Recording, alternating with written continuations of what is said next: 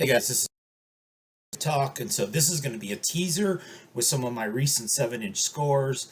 So, one of the big things I've been doing this summer, I've been scouring the antique stores, antique malls, flea markets, thrift shops, and the like in a couple hour radius of me, Western Kentucky, Western Tennessee.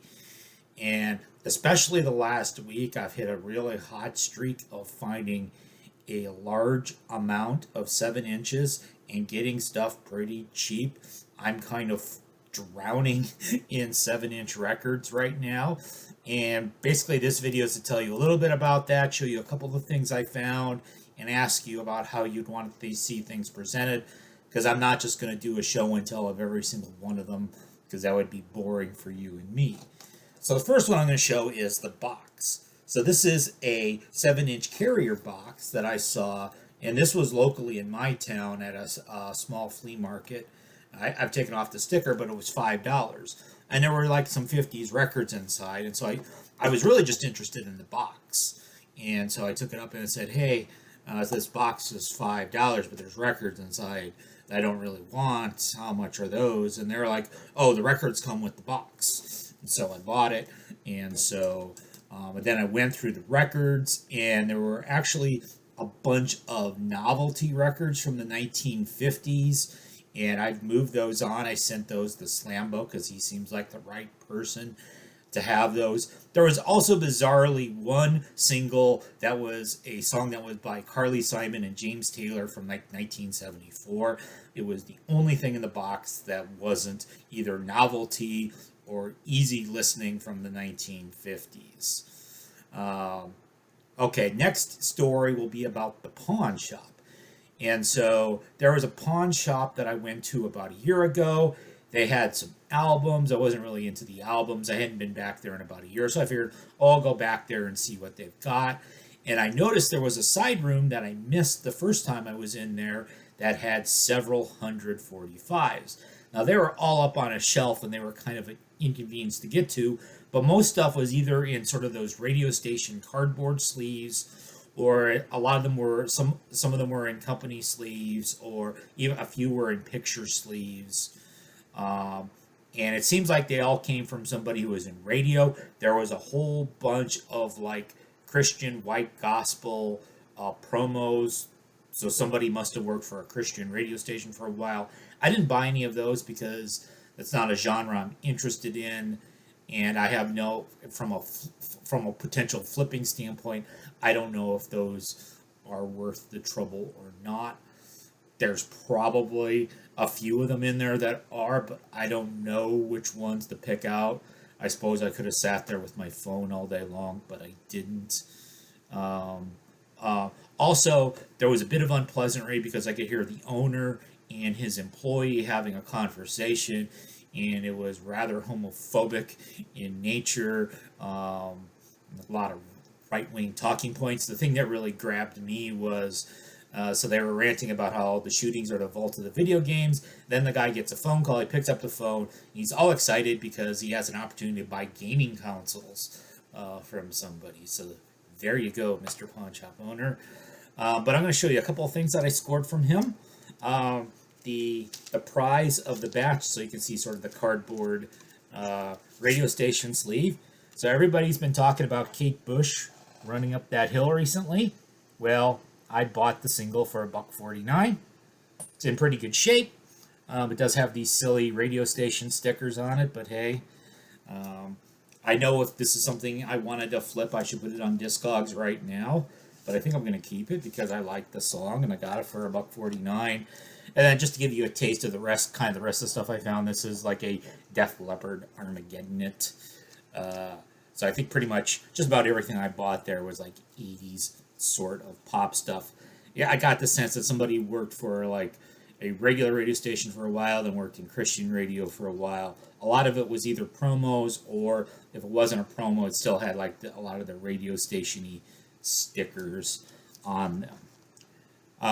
If you follow me on Instagram, you might have seen that I picked up more records from the Crazy Chaotic Good Antique Store. So I went back there, and the lady said, as I walk in, oh, what are you looking for? It's like, oh, I'm going to go look at the records. And she's like, oh, what kind of records? I've been sorting them out. And I said, well, I mainly want to look at the 45s. She's like, oh, I haven't touched the 45s. They're 10 for $1. They used to be 5 for $1, but and it was just, they were still marked as 5 $1. But she was like, they're 10 for $1. And so at that price, I wasn't going to be super choosy. Anything in halfway decent shape that I'm halfway interested in. So let me show you the box.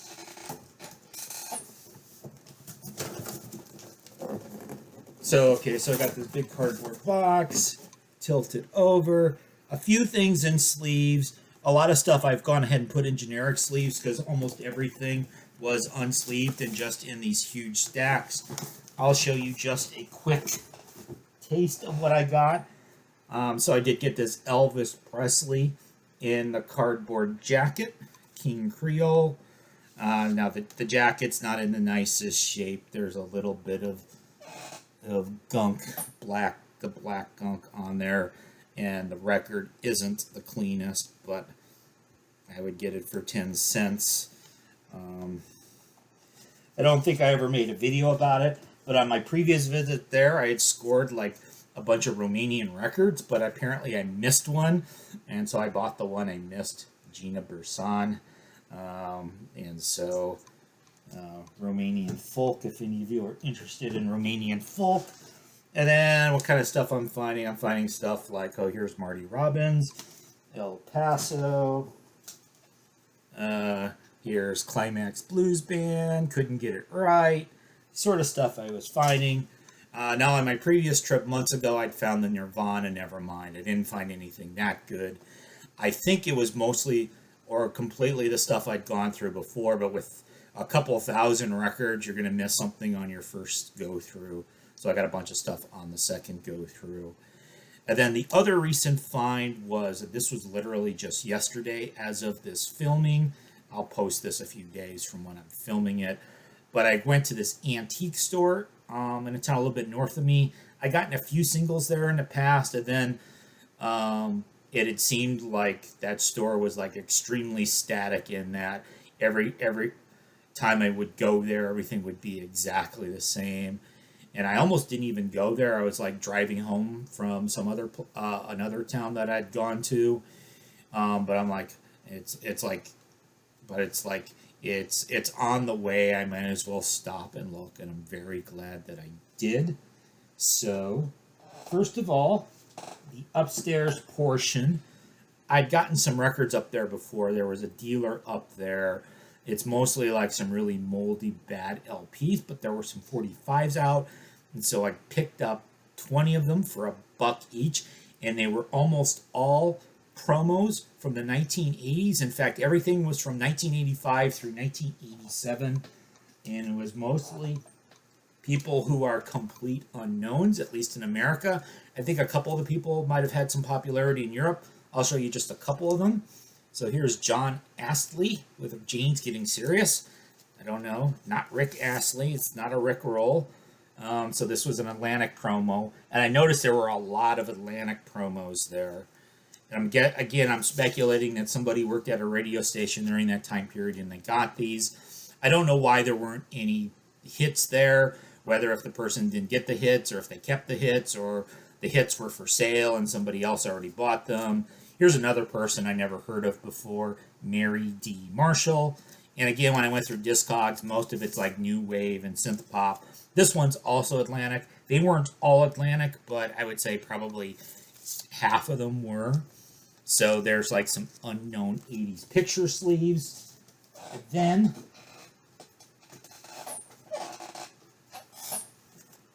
so the picture sleeves here are the ones I bought upstairs. Everything else in this plastic tub, I almost missed them. I walked by this booth. This booth has never had records before. Then I saw this tub on the floor, and I went to say, I looked at a couple of the records, and I was like, oh, it's like 80s stuff in picture sleeves or company sleeves. I bet there's a few I'll want in here. I wonder how much they are each. And then I find the price tag. It's $35 for the entire tub. By the time I got through about the first 15 or 20 of them, and I realized that there are several dozen in this tub, and with like popular 80s stuff in picture sleeves, it's like, yeah, I'm definitely buying this tub because it was a buy them all or buy nothing.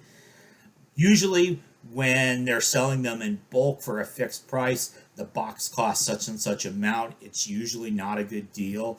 It's usually somebody trying to offload stuff that's very undesirable, but not in this case. All right, I probably edited a batch out because I knocked over my camera, but I'm going to show you just one out of that tub. Def Jam Recordings, and you're wondering what Def Jam Recordings is? Well, Calvin Boaz, if you're watching, eat your heart out. It's the Beastie Boys. You got to fight for your right to party. And so that's the kind of caliber of stuff.